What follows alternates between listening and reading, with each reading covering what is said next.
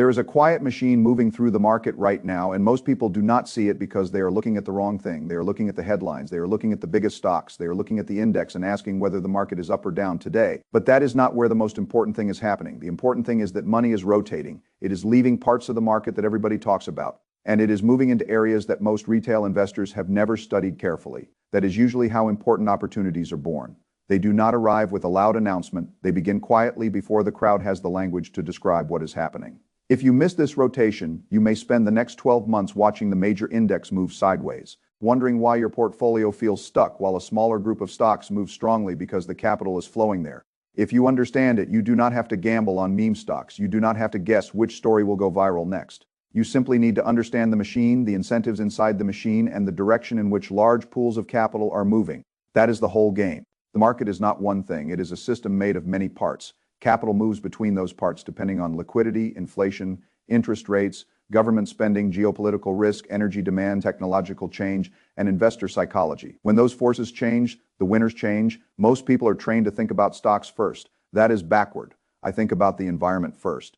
Then I think about the sectors that benefit from that environment. Only after that do I think about the individual companies inside those sectors. This is a very important distinction because a good company in the wrong sector at the wrong time can do very little for you. And an average company in a sector receiving large flows of money can sometimes move much more than people expect. So before talking about any stock, I want to start with the bigger machine. Think about the economy the way you think about weather. You do not need to predict the weather perfectly to make a good decision. You need to look outside and dress for the conditions that actually exist. If it is raining, you do not argue with the sky. You bring an umbrella. If it is cold, you do not pretend it is summer. You put on a coat.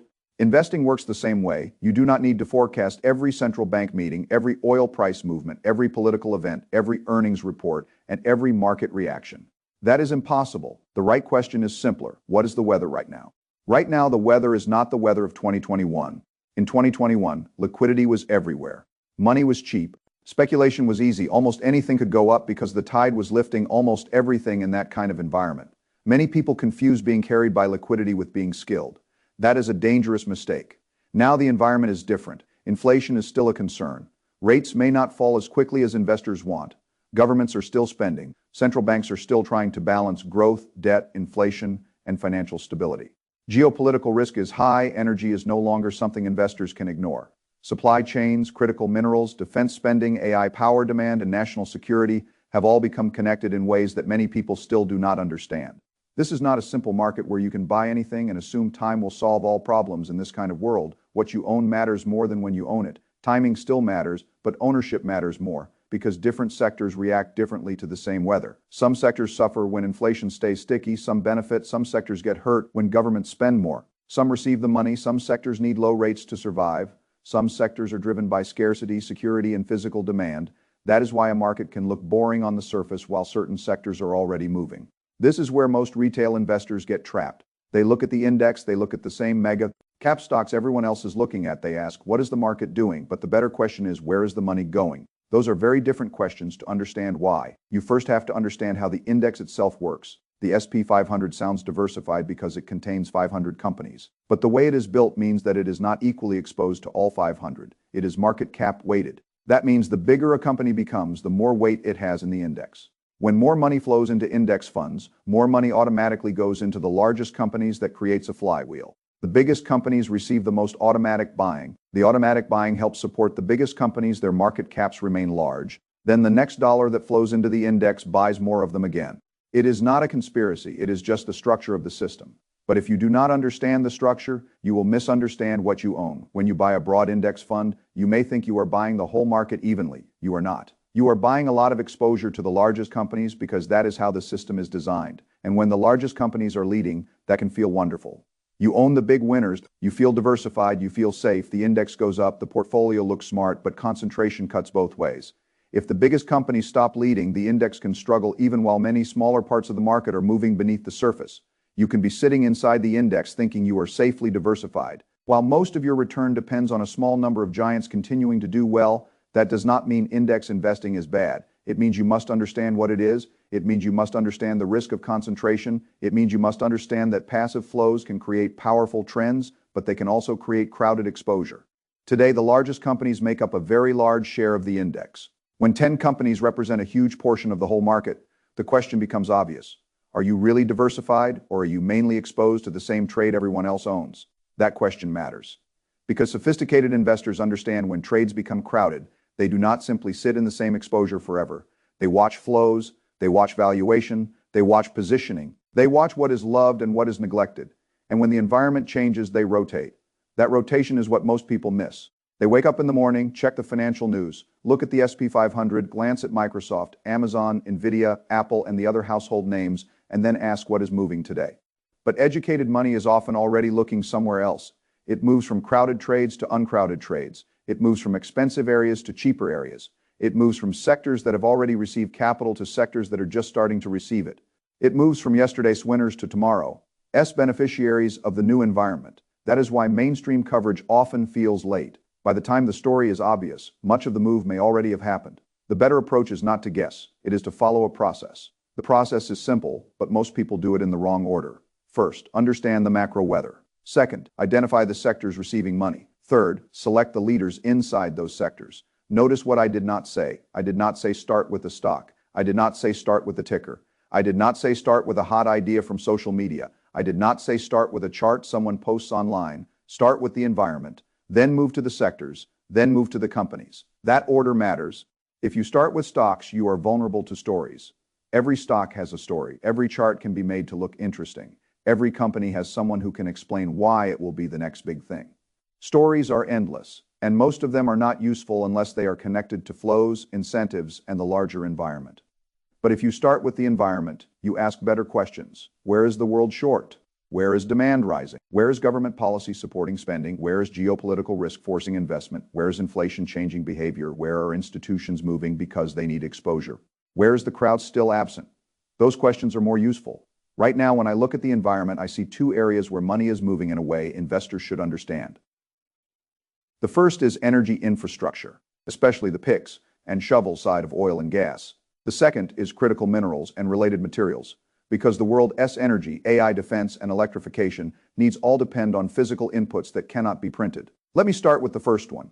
In every gold rush, the people who get rich are not always the people digging for gold. Often, it is the people selling the tool, building the infrastructure, providing the equipment, and servicing the system. That principle repeats across history because human behavior repeats. People rush toward the visible prize, while the more durable money is often made by those supplying what the rush requires. Energy is similar. Most investors think about oil and gas producers. They think about the companies that drill, extract, and sell the commodity. That is one part of the system. But there is another part: the machinery, the equipment, the compressors, the drilling tools, the pipeline support, the offshore systems, the LNG terminals, the maintenance, the infrastructure that allows the whole system to function. That is the picks and shovels side of energy. And when the world needs more energy, when infrastructure has to be expanded, when old systems need repair, and when geopolitical risk forces countries to secure supply, the companies that provide the tools can become very important. This is not just about oil prices going up or down tomorrow. It is about a structural pressure. AI needs enormous amounts of energy. Data centers need power. Electrification needs power. Countries need reliable supply. LNG demand is growing because natural gas can move globally when the infrastructure exists. Pipelines, terminals, storage, export facilities, and service equipment all become part of the same chain. When there is tension in key shipping routes and energy choke points, the reaction is predictable. Countries and companies become more concerned with security. They want more storage. They want more domestic capacity. They want more redundancy. They want more infrastructure that creates demand for the companies that build and support the system. This is why I pay attention to energy, service, and machinery names. Not because I want a random oil trade, not because I want to predict tomorrow's crude price, because the broader system is telling me that physical energy infrastructure matters again. One company in that area is Baker Hughes, ticker BKR. I look at it as a picks and shovels company for oil and gas. It is one of the major oilfield services companies in the world, and it sits in the part of the system that benefits when energy infrastructure spending increases. If LNG terminals are built, if drilling activity improves, if offshore infrastructure expands, if energy security becomes a greater priority, companies like this are in the flow of that spending. That does not mean you simply buy it blindly. A stock is not an idea. A stock is a combination of fundamentals, flows, timing, risk, and price behavior. The way I think about these names is not, do I like the story? The way I think about them is the money confirming the story? That is where price behavior matters often before a stock moves significantly. It spends time moving sideways, it builds a base, buyers and sellers argue with each other, The stock goes up to a certain area, pulls back, comes back again, fails again, and repeats that process. Most people become bored during that period, but markets often reward patience when a stock has gone sideways for a while and then breaks above the prior highs with strong volume. It can signal that demand is finally overcoming supply. That does not guarantee success. Nothing does. But it can improve the probability that money is moving in. This is one reason institutional investors are often willing to pay a little more after confirmation. Retail investors often want to buy something because it is lower. Professionals often want to buy when the market proves that buyers are in control. That can feel backward if you were taught that buying cheaper is always better. But investing is not only about price, it is about probability, risk, and evidence. A stock that is cheap can get cheaper if no money is coming in. A stock that looks expensive can keep rising if large capital is accumulating it. The key is not to overpay blindly. The key is to define what confirmation looks like, define your risk, and act only when the conditions match the plan. Another name in the same broad energy infrastructure area is NPK. It is smaller and more specialized. It provides temporary worksite infrastructure for energy and construction projects. That kind of business can benefit when physical projects expand, when energy activity increases, and when infrastructure demand strengthens. The interesting thing about a smaller company like that is that it can move significantly when the money starts paying attention. But smaller companies also carry more risk. That is why the position size and the entry discipline matter. Again, I am not looking at these names as stock tips. Stock tips are dangerous because they make people focus on the object without understanding the system.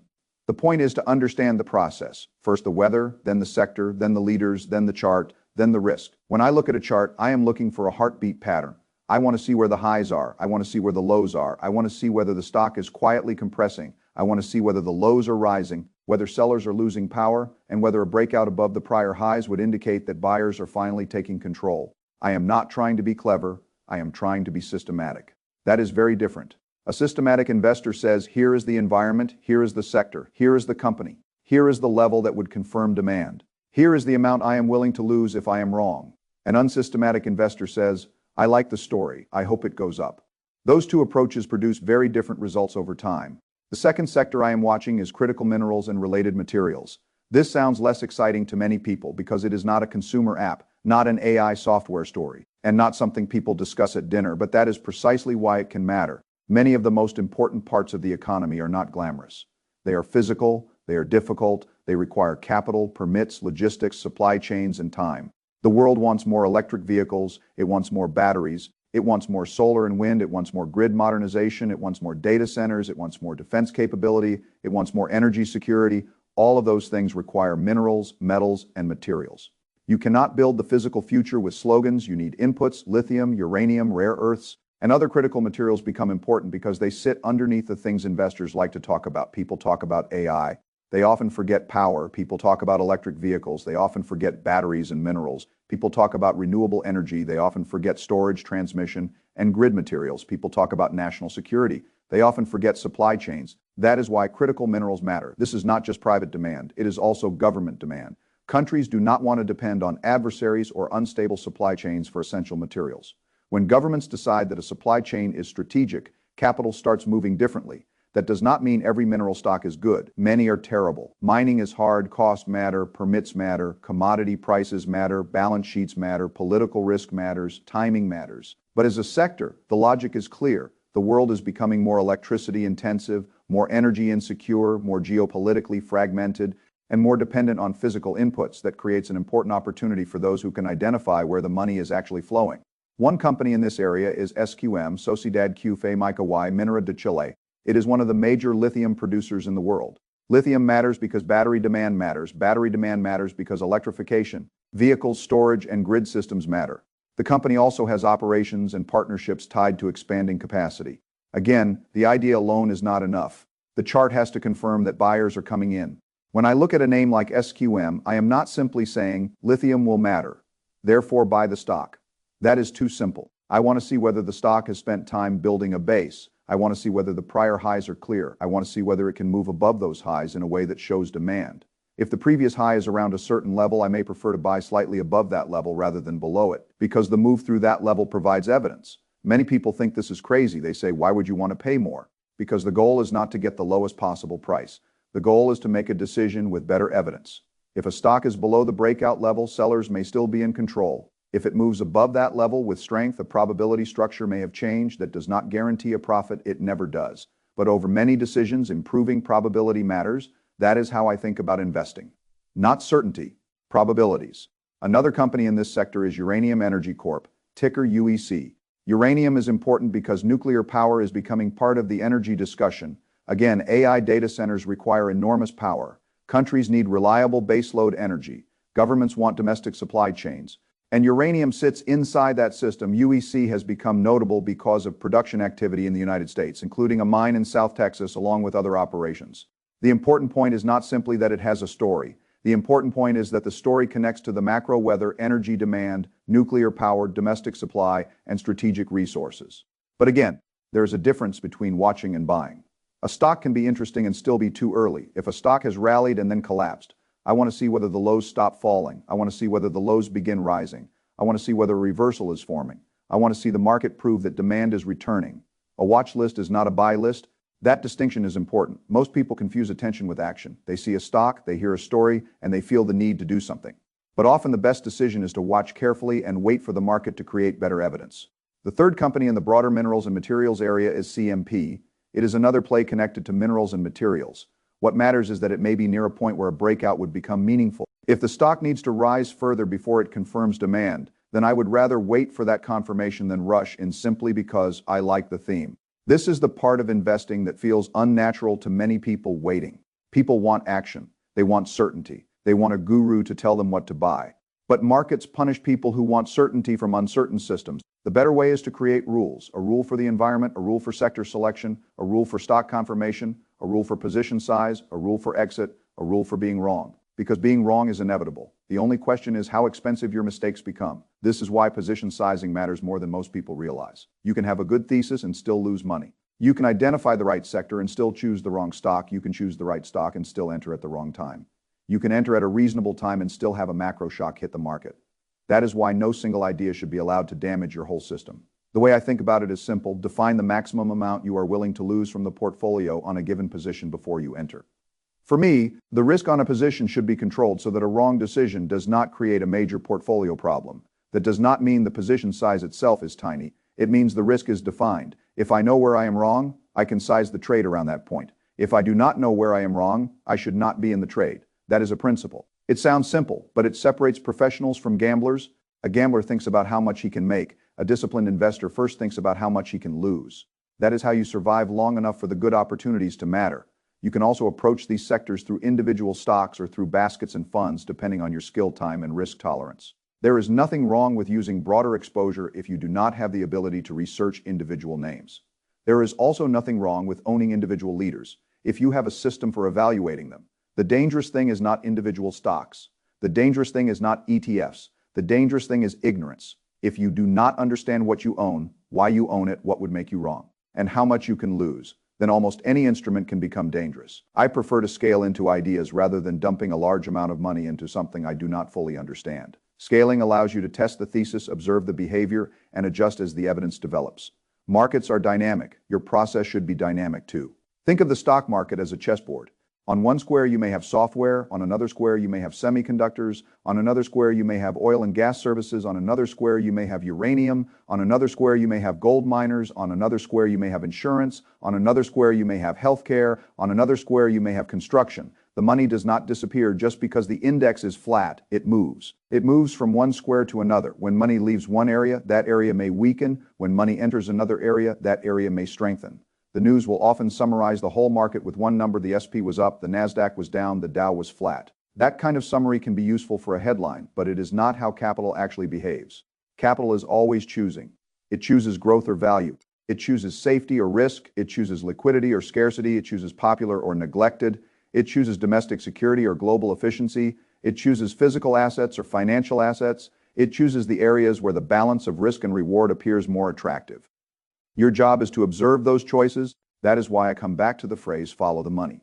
It sounds simple because it is simple, but simple does not mean easy. It requires discipline to ignore noise. It requires humility to admit you do not know the future. It requires patience to wait for confirmation. It requires risk control to survive mistakes.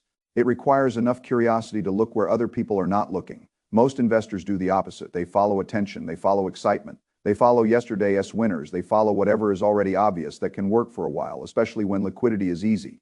But when the environment changes, the old playbook stops working. The crowd keeps looking at the same names while the money begins to move somewhere else. That is how people get left behind. They do not lose because they are unintelligent. They lose because their map is old. The map from 2021 does not work perfectly in a world of higher rates, sticky inflation, geopolitical risk, energy pressure, AI power demand, and supply chain fragmentation. A different environment needs a different map. That map does not require you to predict everything. It requires you to understand cause and effect. If AI requires more electricity, then energy infrastructure matters. If energy infrastructure matters, then the companies supplying equipment, services, and systems may receive capital.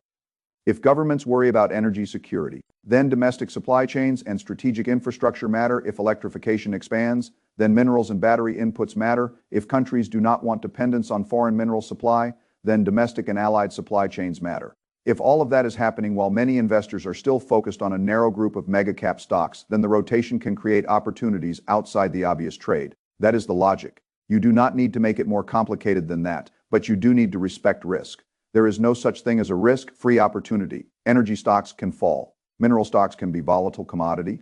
Linked businesses can move sharply. Smaller companies can disappoint. Government policy can change. Breakouts can fail. Institutions can reverse direction. The world can surprise you. That is why the process matters more than any one name. BKR may be interesting because energy infrastructure matters. NPK may be interesting because worksite infrastructure connects to energy and construction activity. SQM may be interesting because lithium connects to batteries and electrification. UEC may be interesting because uranium connects to nuclear power, AI energy needs, and domestic supply. CMP may be interesting because minerals and materials connect to the same physical economy, but no ticker is the real lesson. The lesson is the sequence. Look at the weather. Find the sector receiving money. Identify the strongest names. Wait for confirmation. Control the risk. Scale intelligently. Leave when the evidence changes. This is how you avoid being trapped by a market that looks simple on the surface but is complex underneath. The largest stocks can keep getting larger because the index structure pushes money toward them. That is one machine, but sector rotation is another machine. Both machines can operate at the same time. You can have passive money supporting mega cap concentration while active money quietly rotates into physical economy sectors. If you only watch one machine, you will miss the other.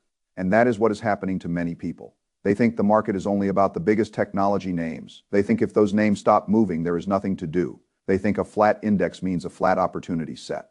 That is not true. A flat index can hide violent movement underneath the surface. Some sectors can fall apart while others break out. Some stocks can stagnate while others receive new institutional sponsorship. Some investors can feel trapped while others are simply positioned in the areas where the money is going. This is why I do not think in terms of one market. I think in terms of systems within systems. The economy is a system. The market is a system. Each sector is a system. Each company is part of a system. Capital flows through all of it based on incentives and constraints. When constraints change, flows change. When flows change, prices change. That is the chain. The investor who understands the chain has an advantage over the investor who only watches the price. The price is the effect. The flows are closer to the cause. The environment is deeper than both. So the question I would ask today is not, what is the hottest stock? The question is, what is the environment rewarding now that most people still are not paying enough attention to? My answer is that the environment is rewarding parts of the physical economy again. Energy infrastructure, oil and gas services, LNG build-out, critical minerals, uranium materials, domestic supply chains, the tools and inputs that sit beneath the stories everyone else likes to talk about. That does not mean you buy everything. It means you pay attention. It means you build the watch list. It means you track the charts. It means you look for bases, breakouts, volume, and relative strength. It means you understand why a stock is moving before you risk money. It means you do the work, and the work does not need to consume your life. If a person spends 40, 50, or 60 hours a week earning money, it is not unreasonable to spend 1 hour a week understanding how that money is invested. The problem is that many people spend enormous energy making money and almost no structured energy managing it. That is not a lack of intelligence. It is a lack of process. And process can be learned. The process begins with seeing the market differently. Stop seeing it as one line on a screen. Start seeing it as a map of flows. Stop asking only whether the index is up or down. Start asking which sectors are gaining sponsorship. Stop chasing stories after they become obvious. Start identifying where capital is moving before the crowd fully understands it. Stop treating every stock as a standalone idea. Start placing each company inside a sector, each sector inside a macro environment, and each decision inside a risk management framework. That is how you move from guessing to operating with principles. My principle here is very simple. Follow the money, but never follow it blindly. Follow the money with a map. Follow the money with confirmation. Follow the money with risk control. Follow the money with the humility to know that you can be wrong. The people who survive and compound over time are not the people who are always right. Nobody is always right. The people who survive are those who make sure that being wrong does not destroy them, and that being right can still matter. That is why these rotations are important. They create opportunity, but only for the person who understands both sides of the equation. The upside is that money moving into neglected sectors can create strong price moves. The downside is that if you chase without a process, you can buy late size too large and turn a good theme into a bad outcome. So do not think of this as a list of stocks. Think of it as a way to read the current market. The old weather was liquidity. The new weather is scarcity, security. Infrastructure, energy, and physical inputs, the old winners may still matter, but they may not be the only place where capital moves. The index may still be useful, but it may not show you the whole truth. The headlines may still be loud, but the quieter rotation may be more important. That is the part most people miss. They think opportunity arrives when everyone is talking about it. In reality, the best opportunities often begin when only the flows are talking.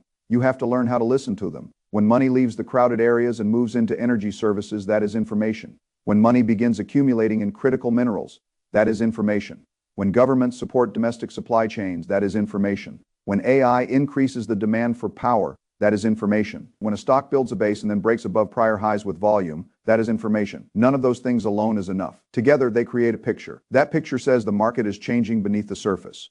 And in a changing market, the investor who keeps using the old map is at risk. The investor who updates the map has a chance, not a guarantee. A chance that is all investing ever gives you. The way to use that chance responsibly is to stay principled, understand the weather, rank the sectors, select the leaders, wait for confirmation, size the risk, review the evidence, change your mind when the evidence changes.